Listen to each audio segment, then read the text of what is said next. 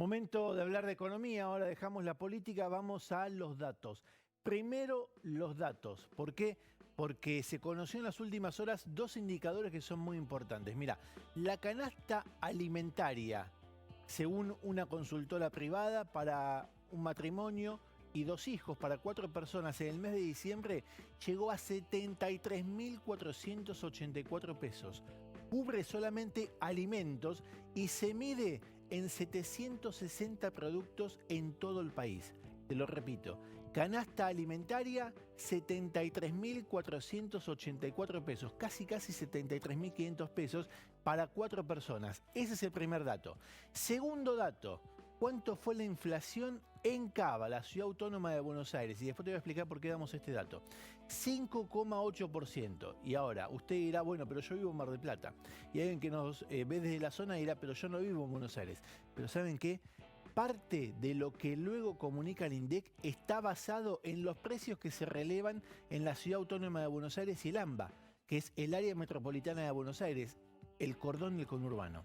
5,8% dio la inflación que se difundió en el día de ayer en la ciudad autónoma de Buenos Aires. Pasado mañana, el jueves, el INDEC va a dar a conocer el índice de precios al consumidor.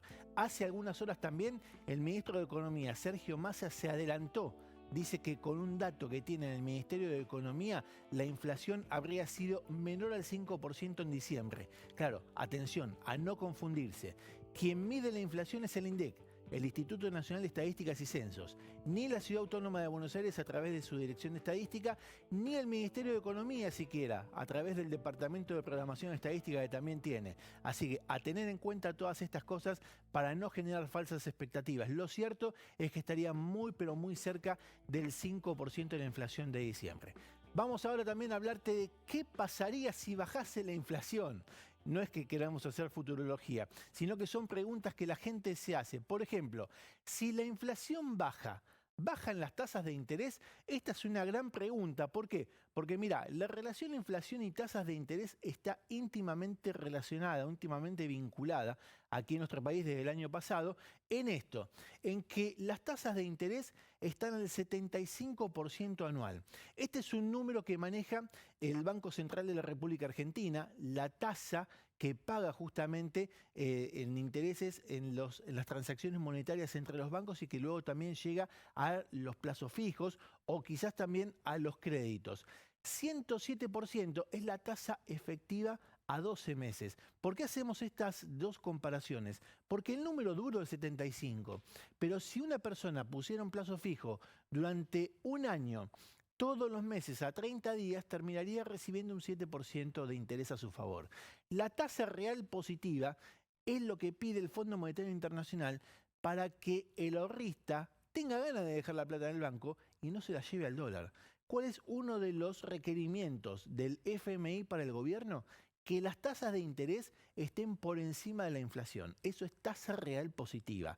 Y hasta aquí, por lo menos en el último semestre del año pasado, se cumplió. Pero si baja la inflación, el gobierno, el Banco Central, ¿se verá tentado a bajar la tasa de interés? Este es el gran interrogante. ¿Qué pasará el próximo día jueves si el dato de inflación del INDEC le da mejor de lo que espera el gobierno? ¿Qué hará el Banco Central? ¿Se meterá con las tasas de interés? Una gran pregunta que todo el mundo se hace, por lo menos la gente que opera en el mercado, porque a partir de ahí vienen muchísimas cosas que también van de la mano. En la siguiente placa te voy a mostrar también qué efecto tiene justamente esta tasa de interés. Efectos reales nocivos. ¿Por qué? 110% en adelante es lo que se paga generalmente, a menos que haya una tasa subsidiada y que tenga privilegios, para un crédito bancario. O sea, si uno va a un banco, quiere sacar un plazo fijo, final en un año termina pagando más del 110%. Ahora, si alguien se quiere financiar el saldo excedente no pagado de tarjeta de crédito, por ejemplo, un año, fíjense en el resumen, abajo de todo, cuando dice, si usted paga el mínimo, puede pagar en 3, 6, 12 cuotas. ¿Esto a cuánto? Al 114%, y a partir de ahí a sumarle los gastos de financiación que tiene la entidad bancaria. Pero no es lo único, ni tampoco es el mal mayor. ¿Por qué? Porque después hay Otras tasas de interés que cobran entidades no bancarias, como por ejemplo las casas, las cadenas de electrodomésticos que tienen sus propias tarjetas, esto se ve mucho en la capital federal, pero que llegan al interior del país, los supermercados que también tienen sus propias tarjetas. ¿A cuánto están trabajando? Por encima del 200%, 210%. Y si una persona no está en el sistema bancario, si no tiene cómo demostrar ingresos, por lo tanto tiene un alto scoring de riesgo, o sea, es un deudor riesgoso para el sistema bancario y no le dan dinero en los bancos, tampoco le dan dinero en estas cadenas de supermercados o de electrodomésticos que tienen su propia financiación. ¿A cuánto se financia? Mire, al 320%. Esto es lo que se paga en los préstamos en el sistema alternativo. ¿Qué son las cuevas? Ni más ni menos que eso es lo que generalmente sucede en los grandes bolsones de pobreza que tiene nuestro país, donde la persona no tiene acceso al crédito, donde no hay un empleo registrado formal permanente, entonces tiene que caer, lamentablemente, en estos sistemas alternativos que lo que hacen es esquilar justamente el sueldo o el ingreso mensual de cada familia. Tasas vinculadas directamente con la inflación. ¿Qué va a pasar si la inflación baja? ¿Bajarán las tasas? Es la gran pregunta que se hace mucha gente. En Comar Automotores con Plan Chevrolet descubrí el camino más simple y seguro a tu 0 kilómetro.